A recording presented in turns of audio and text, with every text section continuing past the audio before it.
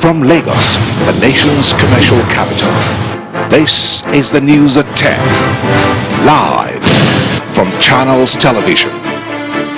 Reporting tonight, Amarachi Ubani. Good evening and welcome. Tonight, the EFCC declares a Nigerian and his German partner wanted over oil subsidy fraud amounting to over 6 billion naira. Inspector General of Police deploys mobile policemen, high-tech armored personnel carriers and surveillance helicopters for Saturday's governorship election in Ekiti State. Authorities of University of Abuja order school closed following protracted lecturer strike. And Sunni militants seize another Iraqi city of Tal Afar. On Business News tonight, National Bureau of Statistics releases May consumer inflation rate figures, while the figures show a marginal increase of 0.1%. And in sports news, it's a stalemate in Curitiba as Nigeria holds Iran to a goalless draw in their opening World Cup campaign.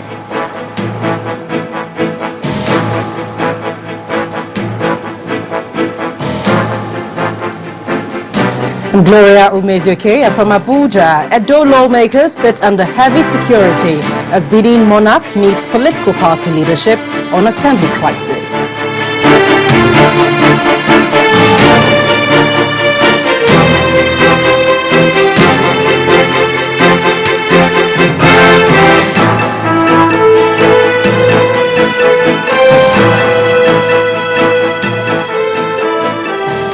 £6 billion naira. That's the amount the EFCC says a Nigerian and his German partner cornered through the oil subsidy fund.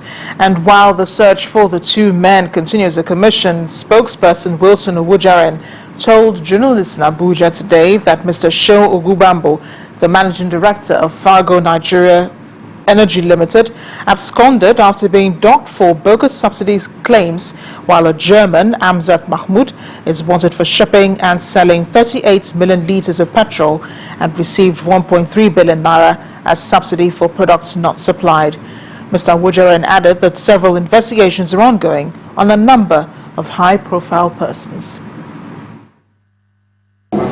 He was the managing director of Fargo Energy Limited. Is on the run and we have declared him wanted. I'd like to restate this morning that he remains on the wanted list of the EFCC. He is wanted for stealing 979.6 million and 4.5 billion in bogus subsidy claim. In fact, he has two cases that have been tried in court and we want him. In addition to Umbabo, there's also another suspect that we want in terms of the oil subsidy probe. His name is Amzat Mahmoud. He is an international petroleum trader whose company, Nimes Petroleum Limited, is involved in the case for which ASB Investment, Aro Samuel Bamidele and Abiodun Kayode Bankole are already standing trial before an Ikeja High Court. Nimes Petroleum Limited is allegedly the trading company that purportedly sold and shipped 38,010,413 litres of premium motor spirit, for which the defendant received 1.3 billion as subsidy products, as subsidy for products that were supplied. Sorry, I beg your pardon. As subsidy for products that were never supplied.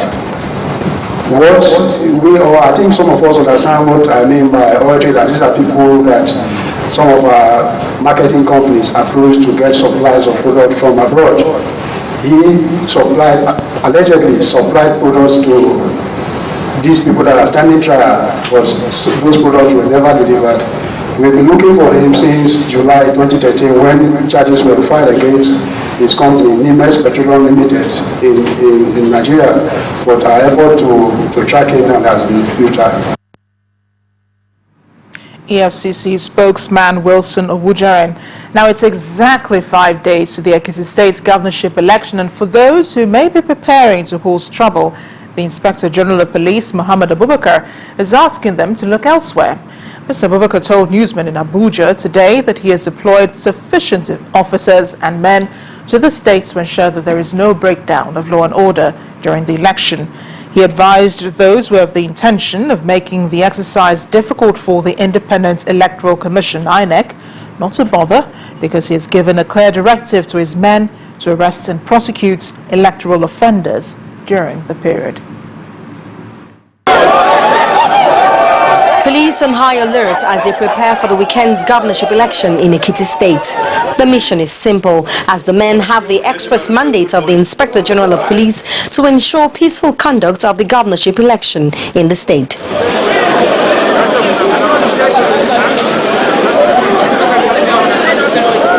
Defying the early morning rain, the Inspector General of Police sounded a note of warning to troublemakers and those not directly connected with the election. I want to assure Nigerians and the general public that we will do everything humanly possible to provide safety and security for the electoral materials, for the personnel who are going to be involved for the election from INEC, because that is the responsibility of the police. Every other thing, we work with INEC in partnership to ensure that this election is free and fair in all its conduct. The Inspector General charged the policemen on election duty in the state to carry out their duties in line with democratic conduct while ensuring that the state remains calm throughout the election and beyond. I expect you as good ambassadors of the Nigerian police to obey the code of conduct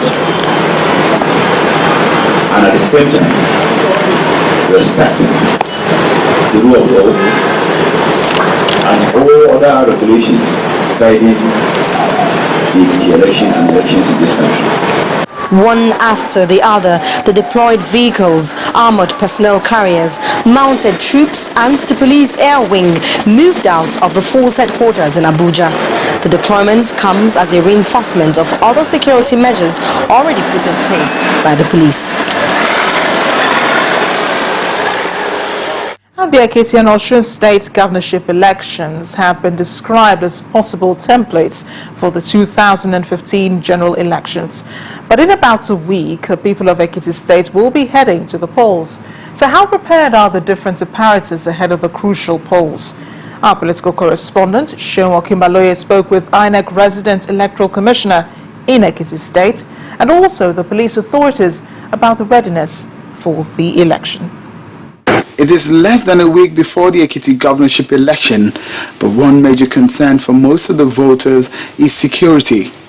Pockets of violence have occurred in the past weeks, but what level of confidence should the voters have on security personnel, especially for the day of election? There is special arrangement for the so-called hotspots. Like I said, we'll be having 12,000 police officers that are going to police each and every police stations we have in this state. And in addition to that, we are going to have counter-terrorist units, 200 personnel of counter-terrorist units that will be stationed here here in Ado Ekiti and each of the three area commands. We are also going to have a standby unit, about 8 to 10 standby units of mobile police force. We have some of them stationed in each of the 3 area commands and some stationed here at the headquarters. So we are going to have sniper dogs, that is the canine section, are going to be deployed. We're going to have the mounted troop deployed. We're going to have the police helicopter hovering all around the state. Apart from security, a free and fair polls has been on the lips of many Ekiti people, as they believe the process may be a template for INEC ahead of the 2015 election. All of our officers have been adequately trained to know what to do at what time. All the farm settlements with difficult terrain and those polling units with history of violence or of malpractice have all been identified. You know, we have what we call interagency consultative committee on election security, of which the Commissioner of Police is a co-chair with me and all other security outfits in the state. Elections in Ekiti State are not just seen as a serious business, but the players have more critical perspectives to it. As the D-Day gets closer, Nigerians will be watching to see just how the whole process will pan out. Sheung Okimbaloye reporting for Channels Television News. President Goodluck Jonathan has held a meeting with Southeast governors in the presidential villa. In attendance were the governors of Abia, Enugu, Ebonyi, and Anambra states, whose governor, Mr. Willie Obiano, told State House correspondents after that they were in the State House to reassure the president of their support in the face of insurgency. On the issue of a bomb scare at a church in Imo State's capital, Owerri, Mr. Obiano said the Southeast governors are on the alert and will never allow Boko Haram penetrate the Southeast. No, they can't get there. I can assure you that we will not allow that to happen. I can't tell you in any material details about bombs found and bombs not found. All I can assure you is that we are very alert in the Southeast, and we are watching what is going on. And I can assure you that Boko Haram cannot come to that place. The president is a human being. He's under a lot of pressure, and some other people are making the work a lot more difficult by the kinds of, instead of supporting him to, steer us out of this stormy waters, they are adding kerosene to fire. So we are here to tell him that we are here supporting him, and he should count on us. That's why we're here. Well, speaking of insurgency, reports say gunmen believed to be members of Boko Haram have attacked and killed 22 people at a market in the village of Daku, Borno State, northeast Nigeria. It was gathered that the attack on the remote village, which shares borders with Chibok town, took place yesterday. The gunmen were said to have arrived in military style, brandishing AK-47 rifles and shooting into the market. The militants had attacked Government Girls Secondary School in neighboring Chibok and abducted over 200 girls whose whereabouts are still yet to be determined. But in part two after the break, the NDDC revokes road contracts due to abandonment by the contractor. That's in a moment. Please stay with us.